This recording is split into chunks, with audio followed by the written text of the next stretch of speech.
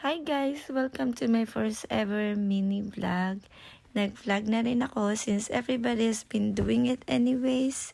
So for my first content, since malapit na ang aming wedding anniversary ng aking hubby, we wanna show you where we spent our honeymoon. So nandito kami sa El Nido, Palawan. This was way back October 2022. So we spent our honeymoon here in Villago Resort. It's like a hidden private resort in El Nido, Palawan. So yan, ito yung room namin. Kitang-kita sa labas yung beach. Sobrang clear ng beach na yan. So paglabas mo dito, meron pa kayong space, meron kayong bathtub. Dito kami nagpe-breakfast everyday. Sobrang ganda. Sobrang ganda talaga, paradise. So yan, for the first day, I wanna show you around. Wala kaming ginawa kundi mag-picture, mag-video, mag-swimming. Yan lang. Sobrang linaw ng beach. Walang kagaya nito sa ibang bansa. I think. So second day, nag-private island tour kami. Meron kayaking, meron din snorkeling. Ito yung Big Lagoon. To be honest, hindi ko na maalala yung mga names ng island since 2022 pa to. Yan yung Big Lagoon. May mga parts na sobrang rocky. Siyempre, hindi mawawala yung video taking for the reels. Yung hubby ko is my official photographer / videographer. So, makikita mo, paradise talaga siya. Paradise, definitely worth it. So, ito din yung Hidden Beach. Welcome to Hidden Beach. Shout out sa aming tour guide. Yan. Papasok po tayo sa Hidden Beach. Tingin mo na dito, ma'am. Hop, ingat. Sir. Hello. Yan. Yan. Yan.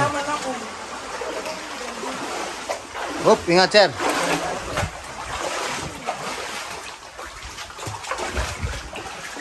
Yan, kaya siya tinawag na Hidden Beach.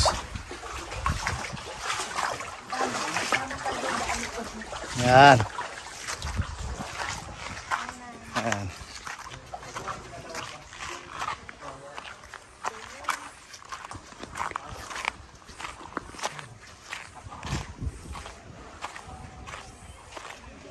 Sir.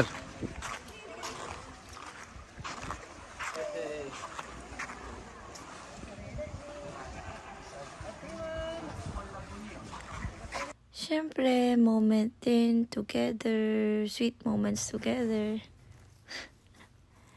And I think na-spend namin yung whole day sa island tour lang. Hindi ko na nakunan ng video. May mga photos pero wala masyadong video sa food.